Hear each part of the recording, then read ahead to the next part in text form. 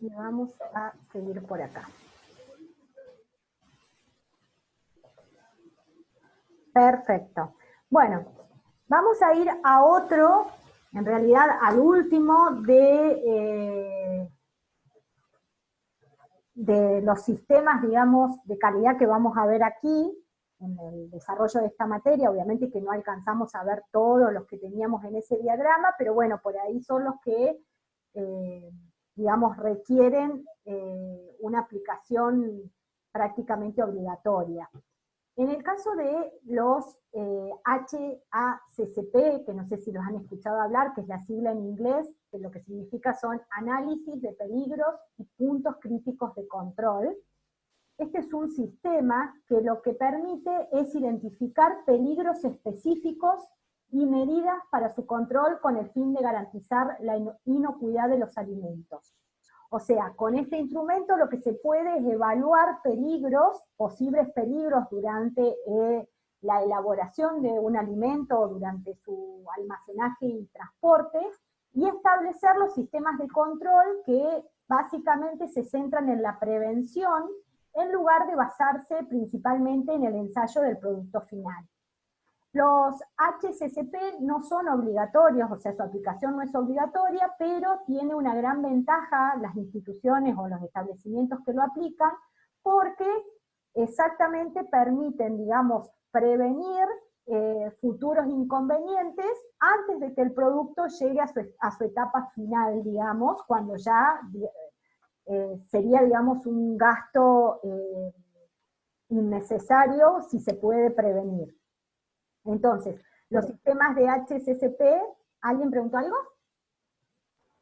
Bien. No, profe, pero le iba a consultar, las BPM sí son obligatorias, a diferencia de estas, entonces. Exactamente, exactamente, porque las buenas prácticas de manufactura son obligatorias, digamos, al igual que los POEs que están involucrados dentro de esto, porque tienen que ver directamente con la inocuidad del alimento. Imagínense que un establecimiento que no cumpla con las normas de higiene y seguridad, lo más probable es que ese alimento final sea un alimento que no tenga las condiciones microbiológicas adecuadas para su consumo.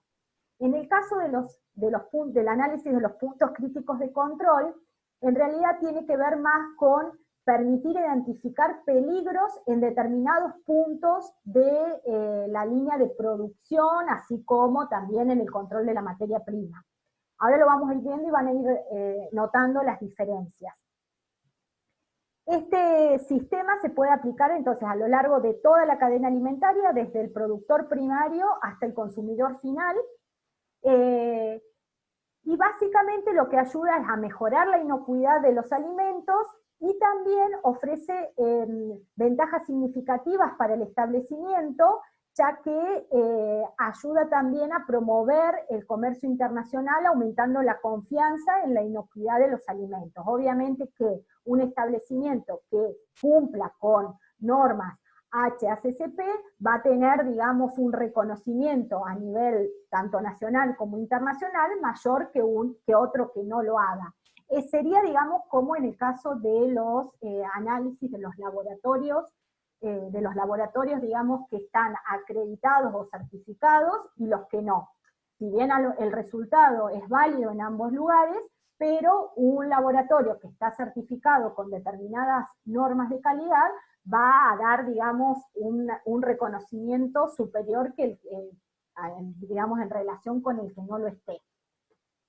Para que la aplicación del sistema de HACCP dé buenos resultados, es necesario que el personal interviniente en eso esté completamente, digamos, participe con completo conocimiento y además que esté concientizado de la importancia que tiene la aplicación de este método. También es interesante que, digamos, que tenga un enfoque multidisciplinario en el cual se deberá incluir cuando proceda a expertos agrónomos, veterinarios, personal de producción, microbiólogos, especialistas en medicina, o sea, todo lo que tenga que ver con el estudio, digamos, que se esté realizando en ese momento. Entonces, como vemos, o como resumen, podemos decir que es un procedimiento sistemático y preventivo reconocido internacionalmente para abordar peligros biológicos, químicos, físicos, mediante la previsión y la prevención, en vez de mediante la inspección y comprobación del producto final. O sea, en el HACCP lo que se está pensando son futuros peligros, digamos que o potenciales peligros, por decirlo de alguna forma. Entonces, es por eso que es preventivo. Entonces identifica, el objetivo, digamos, del sistema es identificar los peligros relacionados con la seguridad del consumidor que puedan ocurrir en la cadena alimentaria, estableciendo los procesos de control para garantizar la inocuidad del producto. Imagínense en un proceso de elaboración de galletas, que se use una determinada prensa en alguna parte del equipo. Esa prensa, o sea, o el aceite utilizado en esa prensa puede ser un posible inconveniente si una pequeña gotita de ese aceite pasa al alimento. Entonces, ahí estamos identificando en esa parte del proceso un posible punto crítico de control. O sea, vamos a identificar que podría llegar a caerse, entonces, ¿qué se hará? Seguramente se harán controles periódicos de manera tal de asegurarse de que no haya ninguna pérdida de aceite. Ahora, si nosotros no tenemos control de esto y recién lo detectamos en el producto final cuando se le hace el análisis de calidad, la verdad que también las pérdidas económicas son mucho mayores. Acá tienen una serie de definiciones de lo que es un sistema, digamos, HACCP, que básicamente lo acabamos de decir. También qué es un peligro, o sea, un peligro es un agente biológico, químico, físico presente en el alimento, o bien la condición en que éste se halla que pueda causar un efecto adverso para la salud. Así lo define el Código Alimentario. Después también tenemos el peligro relacionado con la inocuidad del alimento, el riesgo, que es la probabilidad de que ese peligro ocurra, y el plan HACCP, que es, digamos, el resultado final del análisis, del estudio de esos puntos críticos de control, que genera un documento preparado de acuerdo con los principios abordados en el sistema y que es específico para el segmento considerado de la cadena alimentaria. O sea, cuando uno realiza un plan de HACCP, se hace con respecto, por ejemplo, en una industria que elabore galletitas, este plan se aplica no en general a toda la industria, sino que se va a aplicar en una determinada línea o en varias, pero digamos, es un plan para cada línea. ¿Por qué? Porque cada línea va a tener sus características y sus puntos de control. Ahora lo vamos a ver bien aplicado en un ejemplo práctico. Entonces, para poder implementar, digamos, este sistema, se siguen una serie de puntos o pasos. En primera instancia, lo primero que se hace es formar al equipo que va a intervenir en este procedimiento. Se lo forma, digamos, desde los aspectos multidisciplinarios que hablábamos anteriormente. Por otro lado, se hace una descripción del producto que se va a elaborar con el mayor detalle posible de las características de ese producto final que se está buscando. Después también se hace una descripción de cuál es el uso previsto para ese producto. El cuarto punto es elaborar un diagrama de flujo de elaboración del producto, o sea, el flow sheet de la línea de producción de ese determinado alimento. Luego se hace una confirmación in situ de ese diagrama de flujo, y luego se empieza a partir de la etapa 6 hasta la 12, tiene que ver con la implementación en sí del sistema. Primero lo que se hace es un análisis de los peligros, o sea, se toma dentro de ese diagrama de flujo de elaboración del producto, se va analizando parte o componente por componente y diciendo, bueno, aquí tenemos tales posibles peligros. Una vez que se han determinado esos peligros, lo que se sigue es al paso siguiente, que tiene que ver con la determinación de los puntos críticos de control. O sea, no todos los peligros es necesario controlarlos, porque también sería algo impracticable. Entonces, se valoran esos peligros, cuáles realmente son críticos. Luego de haber identificado esto, se pasa a la etapa siguiente, que tiene que ver con asignarle límites a ese punto crítico de control. O sea, dentro de qué límites ese peligro podría estar afectando el producto final. Y desde ahí también se vuelve a hacer una selección, o sea, se van como acotando, o sea, se empieza desde una gran cantidad de posibles peligros hasta llegar luego del análisis de los límites críticos a muchos menos. Luego se hace un establecimiento de un sistema de seguimiento para cada punto crítico de control, o sea, supónganse en el caso del aceite que yo les decía, bueno, se dirá, no sé, una vez por semana se procede a controlar el aceite en esa prensa. Se establecen todas las acciones correctivas y se establecen los procedimientos de validación, verificación, revisión, y eso todo queda registrado y documentado. Esas serían las distintas etapas que involucran este sistema. Las ventajas que tiene, la ventaja, digamos, que tiene la aplicación del HACCP tiene que ver con que, primero, que bueno, que es aplicable en toda la cadena alimentaria. Otra ventaja que tiene es que se basa en la prevención, que posibilita el uso más eficaz de los recursos, por lo que hablábamos anteriormente, o sea, es mucho más eficiente, digamos, reparar una máquina antes de llegar al producto final, que si lo tenemos que arreglar la máquina y además descartar una determinada tanda de producción. Permite responder oportunamente a los problemas de inocuidad de los alimentos, también aumenta la responsabilidad y el grado de control de los fabricantes, y también tiene la ventaja de que puede ser diseñado con una determinada flexibilidad como para ajustarse a determinados cambios, o se aparecen nuevos equipos, o muchas veces pasa que hay líneas de producción que se van modificando algunas partes para elaboración de alimentos muy similares. Entonces la ventaja que tiene este método es que tiene una cierta flexibilidad. Bien. Y como último lo vamos a ver aplicado un caso, que voy a salir un segundito de acá para mostrárselo. Yo se los dejé a la dirección, digamos, es un paper digamos, que está descargado en esta página, entonces los dejé ahí para que después ustedes lo puedan leer con detenimiento, pero vamos a ir un segundito a verlo.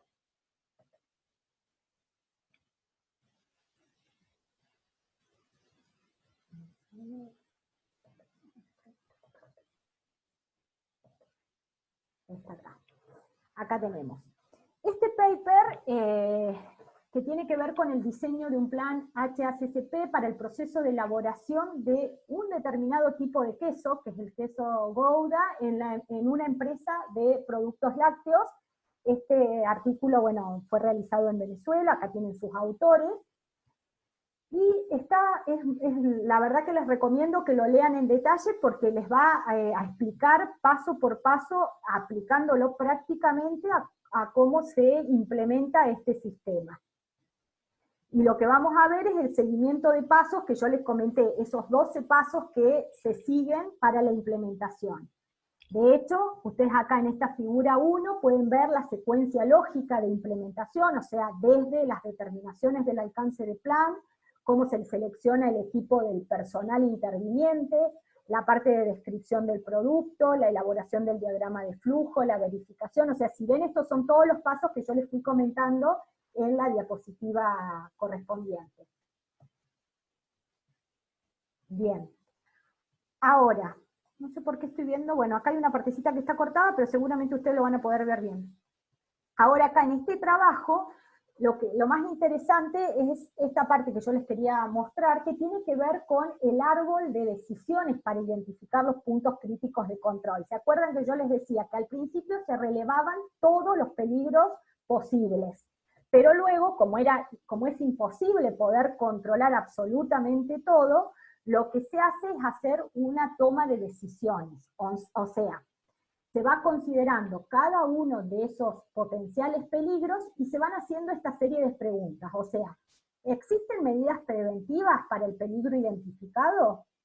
Si ya hay medidas preventivas, directamente se pasa a la pregunta 2. Si no tenemos medidas preventivas para ese peligro identificado, entonces nos volvemos a preguntar, ¿Es el control en esta etapa necesaria para la inocuidad del alimento? Porque puede ser que a lo mejor no afecte la inocuidad del alimento, que tenga que ver con un desperfecto propio de la máquina, pero que no va a transferir un inconveniente al producto final. En caso de que sea que no es un punto crítico de control y desde ahí se descarta ese peligro. Ahora, si es que sí, lo que se hace es modificar esta etapa o proceso. Luego se pasa en el caso de que esto fuese que sí, se dice, bueno, se pasa a la segunda pregunta. ¿Esta etapa elimina el peligro o reduce su frecuencia a un nivel aceptable? O sea, es de ese primer punto crítico. Entonces, ahí puede ser que no, o puede ser que sí, entonces habrá que determinar si es o no un punto crítico de control. Entonces, la tercera pregunta es, ¿podría la contaminación en esta etapa incrementarse a niveles inaceptables? ¿Se acuerdan que yo les decía que en uno de los puntos, cuando ya se lo consideraba un punto crítico de control, había que establecer límites aceptables, digamos, porque tal vez, no sé, el límite de, no sé, de determinado detergente que se usa en el proceso. Si sabemos que ese límite es inferior al que podría estar afectando al producto final, obviamente que no es un punto crítico de control. Ahora, si puede ser que el detergente usado quede en una concentración mayor, bueno, entonces ahí habrá que analizar y ver si se pasa, digamos, como punto crítico de control o no. Y en una etapa, la última pregunta es, ¿en una etapa posterior se eliminará o se reducirá el peligro hasta niveles aceptables? Si se dice que sí, no es un punto crítico de control. O sea, en las etapas posteriores del proceso, supónganse que tengamos etapas de purificación, decís, bueno, bárbaro, sí, en esta etapa es un peligro, pero como en la etapa siguiente ese determinado contaminante se elimina, entonces no sería un punto crítico de control. Este análisis de preguntas se lo tienen que ir haciendo, o sea, hay que hacerlo, digamos, para cada uno de esos peligros. Entonces esto va a poder identificar y determinar adecuadamente los puntos críticos de control. En este caso de este artículo que les estoy mostrando, está aplicado, cuando ustedes lo lean bien en detalle, van a ver que está completamente aplicado a la elaboración de este tipo de quesos. Entonces, dentro de los resultados le va a mostrar primero una descripción del producto, el uso y el tipo de consumidor, que eran de los primeros puntos dentro de los pasos a seguir para la implementación de la metodología. Luego de estar esto, se presenta un diagrama de flujo que lo pueden ver en la figura 2, que creo que es la figura que no se podía ver acá arriba, pero que ustedes seguramente es esta, la figura 2, pero seguro que ustedes lo van a poder ver. Yo debo tener algún inconveniente cuando estoy compartiendo la pantalla. Entonces, ustedes ahí tienen el diagrama de flujo del proceso, y empiezan a ver, en la tabla 1 se visualizan los peligros posibles. Acá fíjense, esta es la tabla 1 donde están todos los posibles peligros o potenciales peligros. Desde la recepción de la leche cruda, donde puede haber involucrado peligros biológicos, químicos, físicos. En esta tabla se valora, digamos, si es un peligro significativo para la inocuidad del producto, se justifica la decisión y cuáles son las medidas de control. Y luego se va analizando si es o no un punto crítico de control. Observen que la mayoría no son puntos críticos de control, por más de que sean peligros potenciales. A ver si buscamos uno que sí sea. Después tenemos, digamos, eso en la parte de leche cruda. Después tenemos en la parte de almacenamiento y refrigerado de esa materia prima, en el proceso de pasteurización. Por ejemplo, acá dentro del proceso de pasteurización podemos ver que hay peligros biológicos, o sea, la sobrevivencia de patógenos por un deficiente procesamiento térmico, o sea, si no se está usando una temperatura o un tiempo adecuado, no se va a producir una buena pasteurización. Entonces, con el proceso de pasteurización lo que se asegura es la eliminación de los microorganismos viables patógenos presentes en esa leche cruda. Ahora bien, esto sí es un punto crítico de control. ¿Por qué? Porque si no controlamos el proceso térmico, cuando haya desviaciones del límite operacional, o sea que fluctúe la temperatura, sí puede ser que, sea un punto que no pueda repararse posteriormente. Entonces, en este caso, lo que se considera es que se deba controlar el proceso térmico, revisar el funcionamiento de las válvulas de desviación de temperatura, y hacer determinadas pruebas que nos aseguren que el control de pasteurización es el adecuado. O sea, este es un punto crítico de control que se va a seguir a lo largo del proceso. A ver si vemos algún otro. O sea, después ustedes léanlo bien en detalle para que, la verdad que es un ejemplo bien claro. Bueno, debe haber algún otro que se me debe haber pasado por alto, pero bueno, acá al final tenemos de toda esta gran cantidad de peligros, digamos, se saca lo que es el plan HACCP para el queso amarillo tipo Gouda. Fíjense en el grado de especificación, ¿no es cierto?, del producto. No es lo mismo para otro tipo de quesos. Entonces, dentro de esos, fíjense de todo ese cuadro enorme que era la tabla 1, ¿cuántos puntos críticos de control quedaron? Quedaron uno que tenía que ver con el proceso de pasteurización que vimos recién, otro que tiene que ver con la coagulación, y cuáles son, digamos, las medidas y los seguimientos que se van a realizar. Fíjense que en esta tabla ustedes tienen cuál es el punto crítico de control, los peligros significativos, los límites críticos. Supónganse en el caso de la temperatura, la fluctuación puede ser de 76 grados más menos 1 grado por 15 segundos. Entonces, en función de eso, se hace un monitoreo. ¿Qué se hace? Y cómo se hace es fundamental para poder implementar este plan. Después, con qué frecuencia, quién va a ser el encargado de hacerlo, o sea, en este caso el supervisor de pasteurización, cuáles son las acciones correctivas, o sea, en caso de que se desvíe la temperatura más del límite que está establecido, qué acción se va a tomar, cómo se verifica esto y cómo se registra. Fíjense el grado de detenimiento y cómo digamos, las condiciones están puestas bien claras, quién es el responsable, o sea, para evitar, digamos, que no sea cumplido tal cual, o sea, para evitar que haya algún tipo de incumplimiento. Y si yo mal no veo, creo que eran de todas ese listado, fueron tres los puntos críticos de control: la pasteurización, la coagulación y la maduración. Entonces todo esto queda registrado en la forma que lo ven, digamos, en esta planilla, donde se pone también los datos de la empresa, o sea, quién es el encargado, las características de la línea de producción, etc. Así sería un análisis de punto crítico de control. ¿Hay alguna duda, alguna consulta sobre esta parte? ¿Ha quedado gente o...? A ver si les corto ahí. Somos menos. Se entiende todo, profe. Quedamos 29, somos poquitos.